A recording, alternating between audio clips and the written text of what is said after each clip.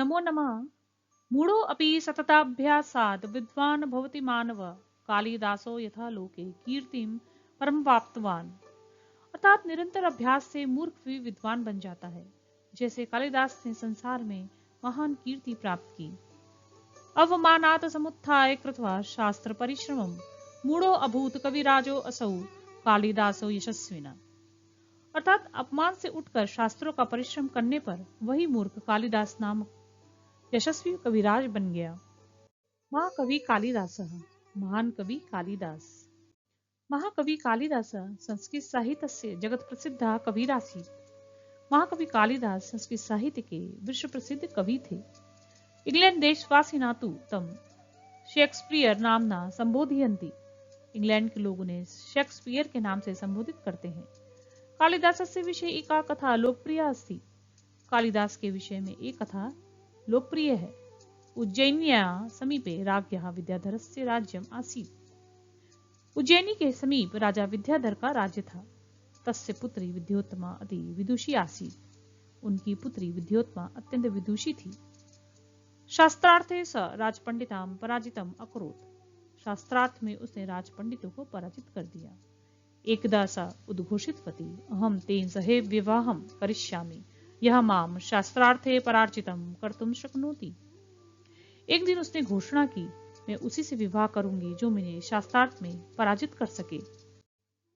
सर्वे पंडिताः ईर्ष्या अचिंत्यन् अस्याः विवाहं तु मूर्खेण सह कारिष्यामः। सभी पंडित ईर्ष्या से सोचने लगे हम इसका विवाह किसी मूर्ख से करा देंगे। मार्गे गच्छन्तः पंडिताः एकं युवकम् अपश्यन्। मार्ग में जाते हुए पंडितों ने एक युवक को देखा। सा यस्याः शाकोपरि उपविष्टा आसीत् तामेव शाखां कुठारेण कर्तने मग्ना आसीत्। वह जिस डाली पर बैठा था उसी को कुल्हाड़ी से काट रहा था। एतद् दृष्ट्वा पंडिता अगच्छ अस्माभिः सह। यह देखकर पंडित बोले हमारे साथ चलो। वयं राजकुमार्याः सह तव विवाहं कारयिष्यामः। हम तुम्हारा विवाह राजकुमारी से करा देंगे। मूढ़ा प्रसन्ना भूत्वा तान् अन्वगच्छत्। मूर्ख प्रसन्न होकर उनके साथ चल पड़ा। पंडिताः तम् अकथयन् यत्र वयं त्वां नयामः तत्र किमपि न वदतु यदि वदिष्यति तर्हि विवाहो न भविष्यति। पंडितों ने उससे कहा जहां हम तुम्हें ले जाएंगे वहां कुछ मत बोलना। यदि बोलोगे तो विवाह नहीं होगा। मूर्खा प्रतिज्ञां करोत् यत् सा किमपि न वदिष्यति। मूर्ख ने वचन दिया कि वह कुछ नहीं बोलेगा। पंडिताः तं पंडितवत् आभूष्य राज्ञा समीपम् अनयन् अवदञ्च महाराज एषा उज्जैनी नगरस्य विद्वान् आचार्य। पंडित उसे विद्वान की तरह सजाकर राजा के पास ले गए और बोले महाराज यह उज्जैनी नगर का महान विद्वान आचार्य है। अधुना मौनव्रतम आचरति। अभी यह मौन व्रत धारण किए हुए है।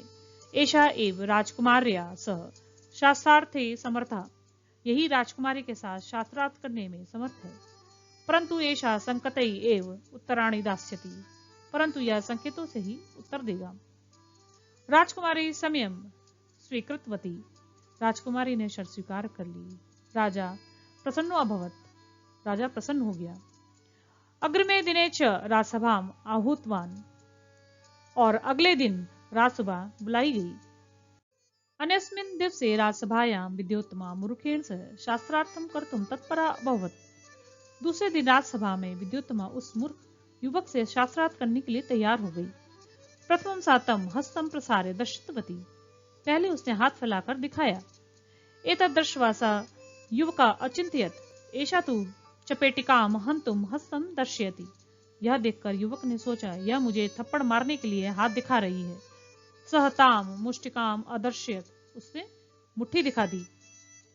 पंडितः व्याख्याम् अकुर्वन् भवति तु पंचभूतानि भवन्ति इति अदर्शयत।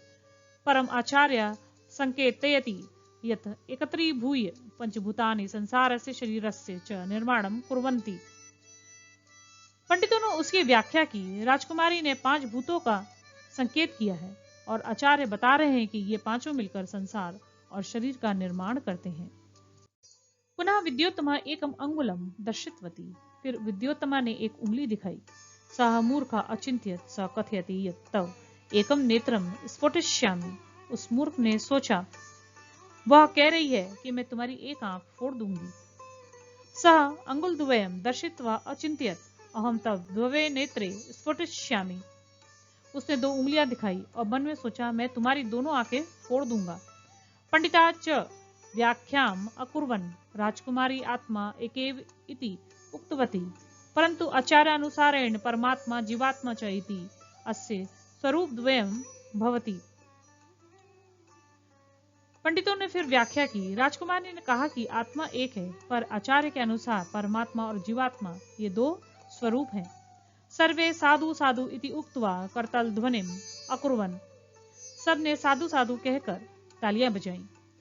एवं च राजकुमार्या सह युवकस्य विवाह अभवत्। तौ दंपति राजप्रसादे अवसताम। इस प्रकार युवक का विवाह राजकुमारी से हो गया और वे दोनों राजमहल में रहने लगे। एकदा सः ऊष्ट्रं दृष्ट्वा उटर उटर इति उच्चैः अवदत्। तदा स्वभाग्यं निन्दन्ती राजकुमारी तं गृहात् बहिष्कृतवती।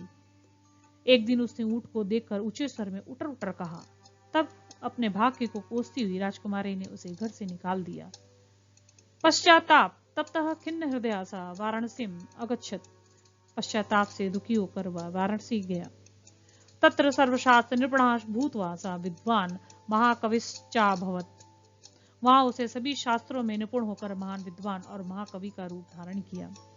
कालिदासा इति नामना प्रसिद्धा अभवत्। वह कालिदास नाम से प्रसिद्ध हुआ। पश्चात् स गृहमागत्य अकथयत् द्वारं देहि देवी। बाद में वह घर लौटकर बोला, देवी द्वार खोलो। एतत् श्रुत्वा विद्योत्तमः अपृच्छत्, अस्ति कश्चित् वाग्विशेषः? यह सुनकर विद्योत्तम ने पूछा, क्या वाणी में कोई विशेषता है? त्रिभिः शब्दैः प्रारभ्य स कुमार संभवम मेघदूतम रघुवंशम च महाकाव्यानाम रचनाम करोत्। इन्हीं 3 शब्दों से प्रेरित होकर उसने कुमार संभव, मेघदूत और रघुवंश जैसे महाकाव्यों की रचना की। तस्य अभिज्ञान शाकुंतलम नाटकम तु संपूर्णे संसारे अति प्रसिद्धमस्ति। उसका नाटक अभिज्ञान शाकुंतलम तो पूरे संसार में अत्यंत प्रसिद्ध है। जनश्रुति अस्ति यत् सा महाराज्ञा विक्रमादित्यस्य सभाया नवरत्नेषु एका आसीत्। जनश्रुति है कि वह महाराज विक्रमादित्य की सभा के नवरत्नों में से एक था। अभ्यासेन तु कौन्तेय वैराग्येण च गृह्यते। अर्थात निरंतर अभ्यास और वैराग्य से ही कठिन वस्तु भी प्राप्त होती है।